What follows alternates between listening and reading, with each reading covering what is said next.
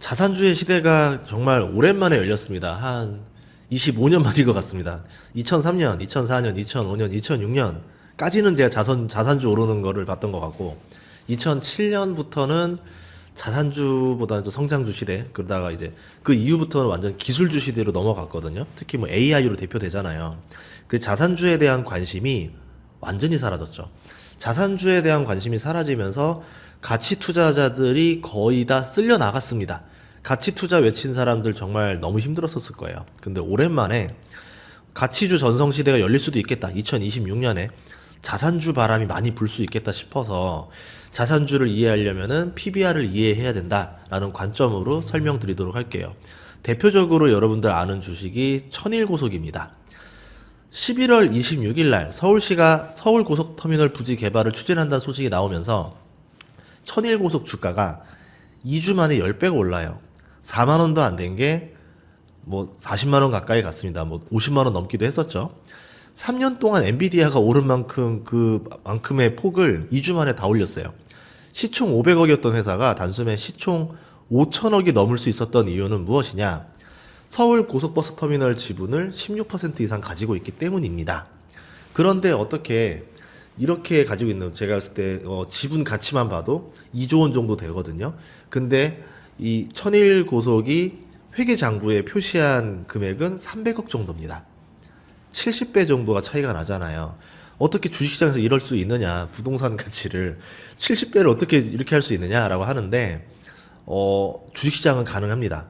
그리고 25년 전 그 시절만 하더라도 이런 거를 찾아내고, 장부에서 찾아내고, 토지 시세 보고, 건물 시세 봐서 장부 가치가 너무 저평가돼 있으니까 주가가 결국은 제 가치만큼 따라올 거야 라고 했던 투자가 되게 유행했던 시절이 있었는데, 롯데칠성이 그랬었죠.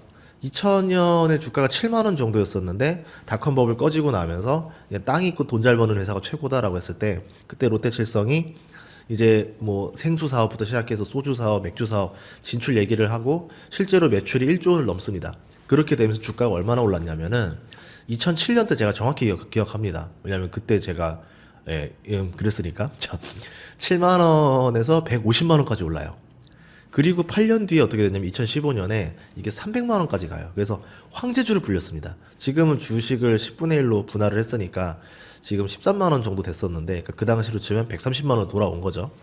근데 이 자산을 활용을 빨리 해줘야 됩니다. 이 자산을 매각을 하던가 아니면 이 자산을 가지고 개발을 해서 더 큰 가치를 올리던가. 부동산은 개발하지 않고 이게 가지고 땅으로 보유하고 있으면 언제 현찰을 할지 모르기 때문에 불확실성이라는 게 있어요.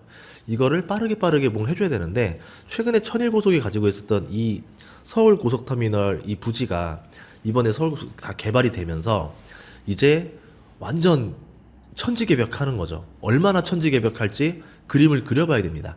제가 생각을 해봤는데, 서울 고속터미널 가치가 토지를 8조 원 정도로 보고 완공 후 순가치를 계산해 보면은 13조까지도 갈 수 있다라 보고 있거든요. 물론 뉴스에서는 그렇게 높게 보지 않고 있습니다. 토지 가치를 1조로 보고 있고 순가치를 한 10조 좀 넘게 보고 있을 거예요. 근데 왜 언론이 생각하는 거랑 제가 생각하는 게 다른지, 제가 생각하는 거는 부동산 디벨로퍼 입장에서 한번 설명드리도록 하겠습니다. 기다렸던 개발이 시작되면요, 이제는 몇 년 뒤면, 뭐 좀 길겠죠. 그래도 몇 년 뒤라 해봤자 부동산 개발이라는 게 좀 숨이 길어요. 주식 투자자가 원하는 그 타이밍은 아니고 1, 2년 안에 될 건 아니고 그래도 한 10년 정도는 봐야 되겠죠. 이렇게 보면은 어쨌든 이제 기다리기만 하면 됩니다. 우리가 말하는 이제 재건축돼서 이제 입주하는 것처럼 그 정도의 여유는 두고 봐야 될 건데, 자, 그러면 이게 다 완공되고 나면 어떤 그림일까요? 조감도가 있습니다. 이 사진이 고속버스 터미널 조감도인데, 보다시피 60층 이상의 복합 업무 시설로 개발이 됩니다. 복합 업무 시설에 어떤 것들이 들어갈 수 있냐면 오피스가 들어갈 수 있어요. 그러니까 대기업 사무실이 들어갈 수 있겠죠. 예를 들어 뭐 코엑스 쪽이라던가 광화문 쪽이라던가 여의도에서 보고 있는 뭐 그런 그림을 볼 수 있을 겁니다. 판매 시설이라고 하는데 뭔데 이러는데, 그게 아니라 백화점이 들어갈 수 있다는 얘기예요. 유통업체가 들어갈 수 있는 거고요. 숙박시설, 호텔 들어가는 겁니다. 여기 들어가는 호텔이 2성급 들어갈까요? 5성급 들어가겠죠. 그럼 여기 숙박료가 엄청나게 비싸지겠죠. 거기에 주거. 여기서 주거를 하면 어떻게 되냐면요, 저 그림 살짝 뒤에 보이세요? 한강뷰가 보이고요, 남산뷰가 보입니다. 그러면 생각을 해보자고요. 우리나라에서 한강뷰랑 남산뷰가 동시에 보이는 아파트가 있는가? 흔치 않을 거예요. 그 앞에 이제 뭐 반포 조금 그럴 건데 여기서 60층이기 때문에 이게 충분히 보일 겁니다. 그리고 여기 백화점을 가지고 있는데 백화점을 가지면서 한강뷰가 보이면서 지하철 3호선, 7호선, 9호선이 다 오는 땅이다. 그리고 이 백화점이 작은 백화점이 아니라 매출 순위로만 치면 전국 1위입니다. 연 3조가 넘는 자리예요. 그러면 쇼핑부터 학군부터 교통에 한강뷰, 남산뷰 다 가지고 있죠. 강남이니까 또 업무지구기도 하죠. 이런 땅이 과연 이게 평당 1억도 안 되는 가격으로 시세를 반영하는 게 맞나? 그렇지 않을 거라고 보는 거죠. 그래서 이제 그 토지 가치를 계산을 해봤는데 여기 개발하는 경부 터미널 부지가 26,351평입니다. 경부만 보면은. 그러면 최대한 제가 평당 3억까지 봤어요. 당장 3억이다 아니다라 볼 수는 없겠지만 이게 다 완공되고 나면은 평당 3억까지 올라갈 가능성은 충분히 있습니다. 그러면 8조 정도로 봐요. 토지 가치만. 강남역의 롯데칠성 부지를 지금 3조에서 4조 보고 있는데 4조로 보면은 평당 3억이거든요. 그 뉴스에서는 경부고속버스 터미널 부지 가치를 평당 1억으로 보고 있어서 제가 보는 관점이랑 한 3배 정도 차이 납니다. 그러면 뭐 약간 중화시켜서 평당 2억 정도로 중간값을 볼 수도 있겠죠. 보수적으로 계산할 땐 그렇게 계산하는 거고 지금은 그냥 최대 가치로 한번 뽑아 본 겁니다. 이 부지 가치 가격을 이제 계산해서 보면은 토지가 8조인데 완공 후의 가치를 보면 20조 원 정도로 보고 있어요. 호텔이라던가 이런 게 들어오니까. 자, 그러면 공사비가 얼마 정도 될 거냐? 7조 원 정도 받습니다. 그러면 순 가치는 13조 원 정도 되겠죠. 부채 다 빼고 나면은. 그러면 신세계가 9조 원, 천일고속이 2조 원의 지분 가치로 변하게 되는 겁니다. 그러면 신세계도 한번 재평가해 볼 수도 있겠죠. 우선은 천일고속은 주가가 워낙 작으니까 거래량도 없고 주가도 저렴했던 게 시총도 작았던 게 갑자기 이렇게 되면서 뻥뻥뻥뻥 올라간 거죠. 그래서 뭐 시장에서는 이 천일고속 지분 가치를 한 5천억이다 보는 데도 있고 뭐 왔다 갔다 하지만 여러분이 한번 산정하는 거에 따라서 정하시는 게 좋을 것 같아요. 그럼 강남역 부지가 얼마나 좋은 거냐? 아까 봤듯이 저는 이런 그림을 본 거예요. 여기에 입지를 보시면요. 3호선, 7호선, 9호선이 다 오는데 굉장히 황금 노선입니다. 3호선 라인이 은근히 알짜예요. 서울 관광을 다 할 수 있습니다. 경복궁부터 싹 다 돌고 오고 있죠. 이거 외국인 관점에서 한번 볼게요. 9호선은 또 정말 황금 노선이죠. 예. 여기 황금 노선에 3호선에 외국인들 입장에서 한강 조망, 남산 조망 다 보이는 호텔이 되겠죠. 호텔 중에서 한강, 남산 다 보이는 호텔이 한 뷰에 들어오는 거는 거의 없을 거예요.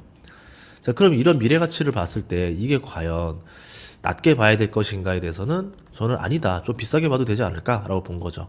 자, 그러면 천일고속은 이 기업 가치를 어떻게 두고 있었느냐? 장부 가치에 306억에 평가하고 있었습니다. 비상장사 같은 경우에 이제 그 지분 가치를 어떻게 보냐면은, 그러니까 천일고속이 땅을 그대로 가지고 있는 게 아니라 경부고속터미널, 그러니까 서울고속터미널 회사를 가지고 있는 거잖아요, 지분을.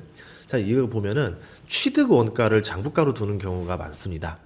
상장사들도 자신들이 보유한 토지를 취득 원가로 그냥 장부가로 두는 경우가 많아요. 그러니까 시세로 두는 게 아니라 내가 예전에 샀던 가격으로 두는 거예요. 뭐 그럴 수 있다 쳐요. 그런데 50년 전에 산 가격은 아니잖아요. 근데 그 가격으로 할 수도 있다라는 거죠.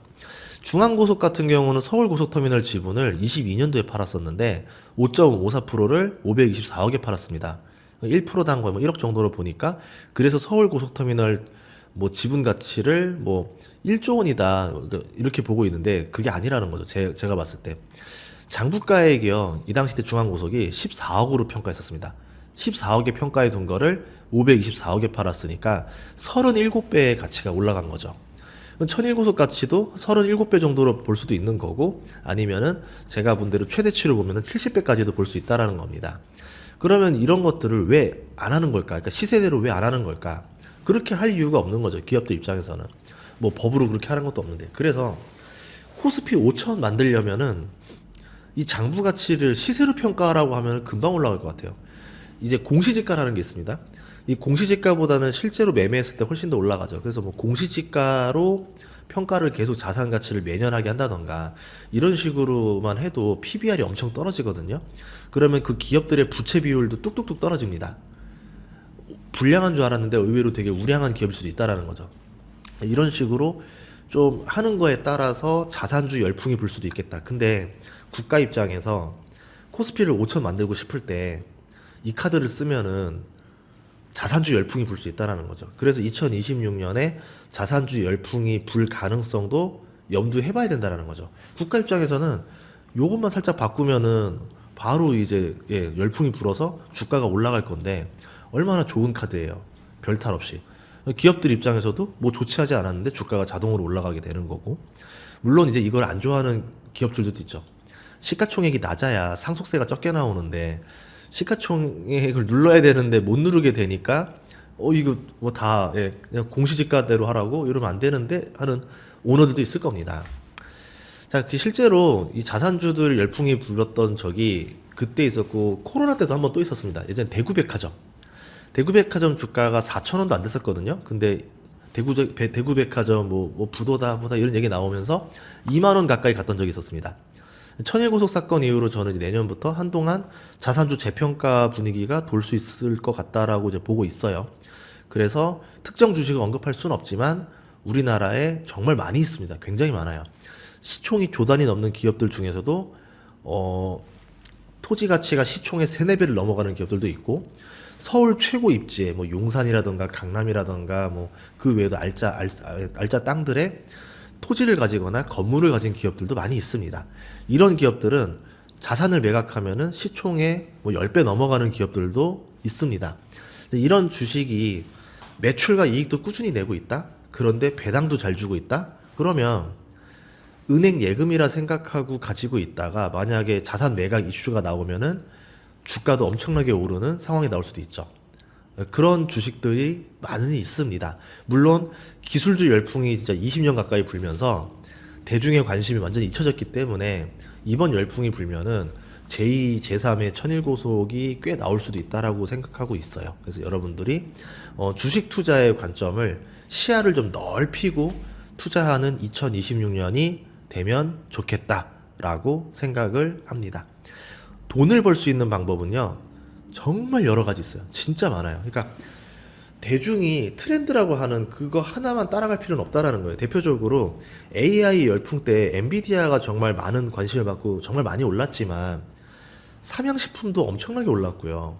이번에 뭐 천일고속도 엄청나게 올랐고, 그러니까 각자만의 가진 다른 영역들이 있지만 그만큼 오를 수도 있다라는 거예요. 그러니까 텐베거라고 하잖아요. 10배 오르는 주식들은 정말 다양한 곳에서 나오니까 여러분이 시야를 넓혀야 여러분이 1년에 만날 수 있는 텐베거 주식이 1개가 될 게 10개가 되고 20개가 되면은 그 중에서 내가 좀 투자해서 성공할 확률이 3할이라고만 하더라도 괜찮은 결과가 나올 확률이 훨씬 올라간다라는 거죠. 물론 이제 그 주식에 몰빵해서 그게 대박 나는 경우는 거의 흔치는 않겠지만 내가 가지고 있는 포트폴리오에서 이제 그렇게 가능성이 있는 것들을 여러 방법으로 걸어두면은 사이클에 연연하지 않고 내가 가진 주식들 중에서 이런 것들이 하나 두 개씩 나왔을 때 전체적인 수익률을 끌어올려 주겠죠.